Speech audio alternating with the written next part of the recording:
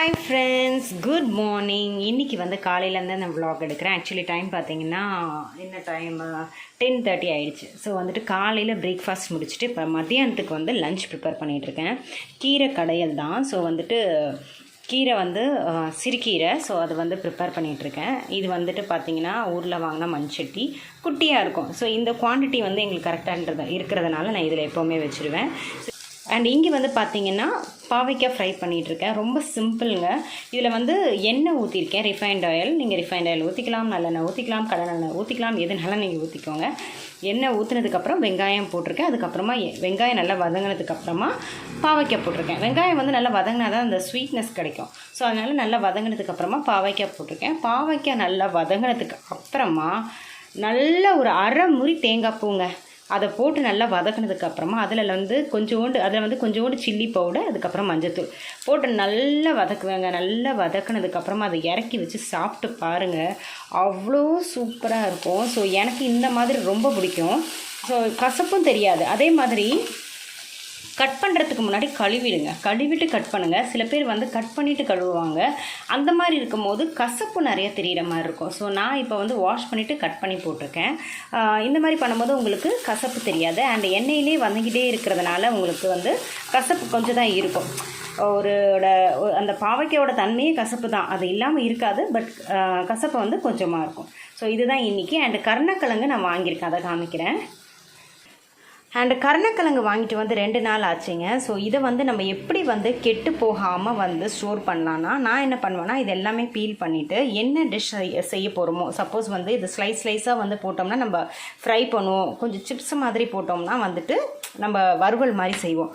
நான் என்ன பண்ணுவேன்னா இதை ஃபுல்லாக பீல் பண்ணிவிட்டு மஞ்சத்தூள் உப்பு போட்டு வேக வச்சுட்டு அதை அப்படியே வந்து ஸ்டோர் பண்ணி வச்சுப்பேன். 1 வாரம் கிட்ட ஃப்ரிட்ஜில் வந்து கெடாமல் இருக்கும். அந்த கருப்பாக ஆகிறது வந்து வராது.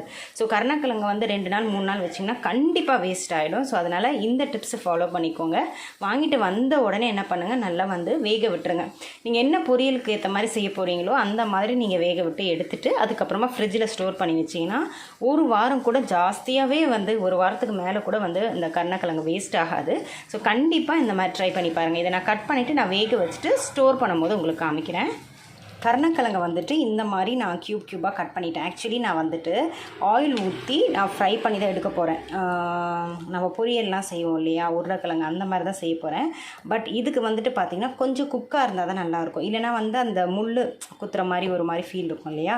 ஸோ அதனால் வந்துட்டு நான் இதை வந்து லைட்டாக ஒரு குக் பண்ணிக்க போகிறேன். நீங்கள் வந்துட்டு இதே மாதிரி ஸ்டோர் பண்ணி வச்சுக்கிறதுக்கு இதே மாதிரி குக் பண்ணி நீங்கள் வச்சிட்டிங்கன்னா 1 வாரம் இல்லைனா வந்து 10 நாளுக்கு மேலேயும் வந்து இது நல்லாயிருக்கும்.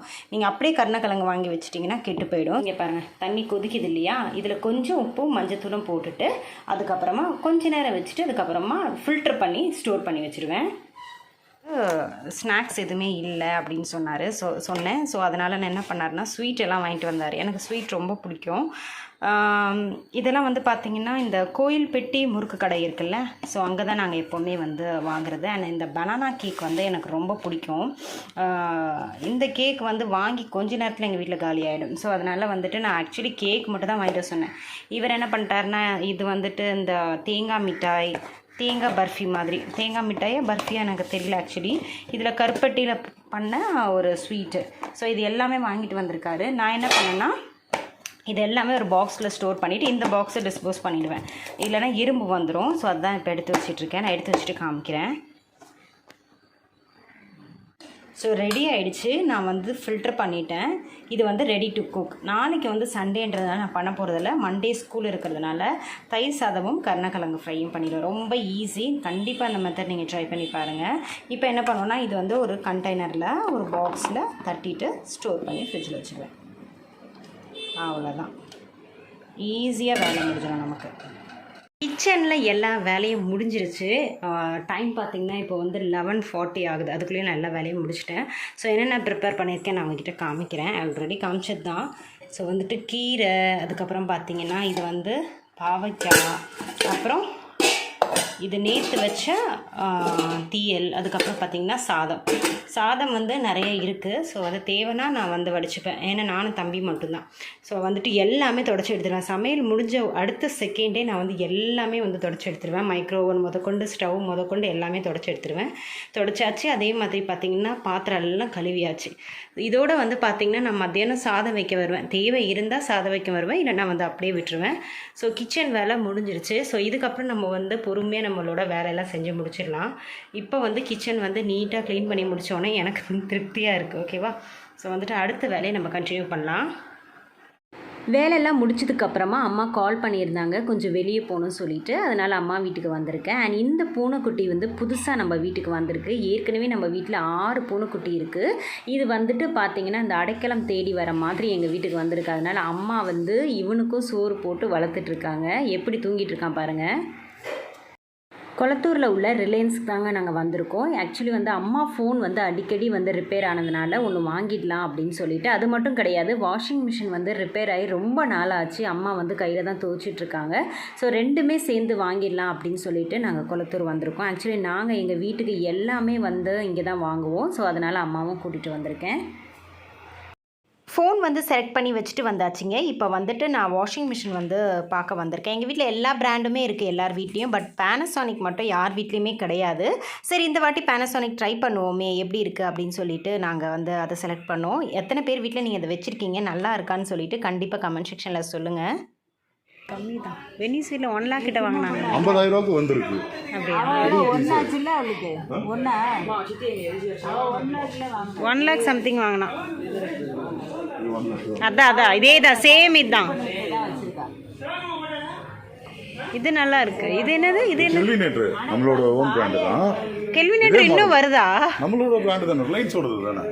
அப்படிங்களா? கெல்வினேட்டர் வாஷிங் மிஷின் எல்லாமே உங்களோட பிராண்ட் தானே? இதே மாடல்ல லாய்டு வருது. அதுதான் 50,000 ரூபா சொன்னேன் பார்த்தீங்களா? 50,000 ரூபா தான் லாய்டு. சூப்பர். இன்னும் இது பிளாக் மிரர் வருதுல்ல, அது ஒயிட் மிரர் வரும், அவ்வளோதான். ஃபைனலாக வந்து நாங்கள் ஓப்போவில் தாங்க வந்து ஃபோன் எடுத்திருந்தோம். ஸோ வந்துட்டு தெரிஞ்சவங்க கிட்ட சஜஷன் கேட்டோம். அவங்க வந்து ஷாப்பும் வச்சுருக்காங்க. எந்த ஃபோன் வந்து வாங்கலாம் அப்படின்னு கேட்டதுக்கு அவங்க வந்து ஓப்போ நாங்கள் செலக்ட் பண்ணியிருக்கோம், அது ஓகேவான்னு கேட்டதுக்கு ஓகே அப்படின்னு சொல்லிட்டாங்க. இதில் வந்து கேமரா குவாலிட்டி அவ்வளோ சூப்பராக இருந்தது. அதனால் இந்த ஃபோன் நாங்கள் வாங்கிட்டோம். பர்ச்சேஸ்லாம் முடிஞ்சாச்சுங்க. டைம் வந்து பார்த்திங்கன்னா இப்போ 4 மணி ஆகுது. ஈவினிங் வேறு ஒரு ரிசப்ஷனுக்கு வந்து கிளம்பணும். ஸோ பில்லு போடுறதுக்குள்ளே கடையெல்லாம் சுற்றி பார்த்துட்டு வந்துடலாம் அப்படின்னு சொல்லிட்டு நான் சுற்றி பார்த்துட்டு இருக்கும் போது என் கண்ணில் தென்பட்டது வந்து ரேடியோ. எத்தனை பேருக்கு வந்து ரேடியோ ரொம்ப பிடிக்கும்னு சொல்லுங்கள். எனக்கு வந்து ரொம்ப பிடிக்கும். அப்போல்லாம் வந்து இந்த ரேடியோவில் வந்து இன்று ஒரு தகவல் அதெல்லாம் கேட்குறதுக்கு வந்து ரொம்ப சூப்பராக இருக்கும். அது மட்டும் கிடையாது, நாங்கள் ஸ்கூல் படிக்கும் போது எங்களை காலையில் எழுப்புறது வந்து இந்த எஃப்எம் ரேடியோ தாங்க. ஏன்னா நாங்கள் எந்திரிக்க மாட்டோம்னு சொல்லிட்டு அம்மா என்ன பண்ணுவாங்க, காலையிலேயே பாட்டு வச்சுருவாங்க நல்லா சவுண்டாக. ஸோ இதை கேட்டு தான் நாங்கள் எந்திரிச்சிருக்கோம். இதை பார்க்கும்போது அந்த ஞாபகம் தான் எங்களுக்கு வந்தது.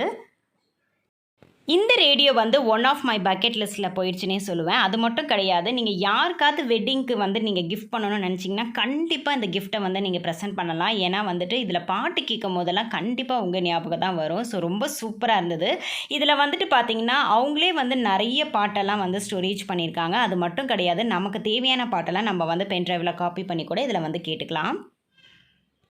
பர்ச்சேஸ்லாம் முடிச்சுட்டு பக்கத்தில் வந்து கருப்பட்டி காஃபி கடையில் போயிட்டு காஃபி குடிச்சிட்டு வீட்டுக்கு வந்துட்டு ஃப்ரெஷ் ஆகிட்டு நாங்கள் வந்து ரிசப்ஷன் வந்து கலந்துக்கிட்டோங்க. இன்றைக்கி டே வந்து இப்படி தான் போச்சு. ஸோ கண்டிப்பாக இந்த வீடியோ வந்து உங்களுக்கு பிடிச்சிருக்கோம் நம்புகிறேன். நெக்ஸ்ட் ஒரு இன்ட்ரெஸ்டிங்கான வீடியோவில் உங்களை மீட் பண்ணுறேன். பாய்.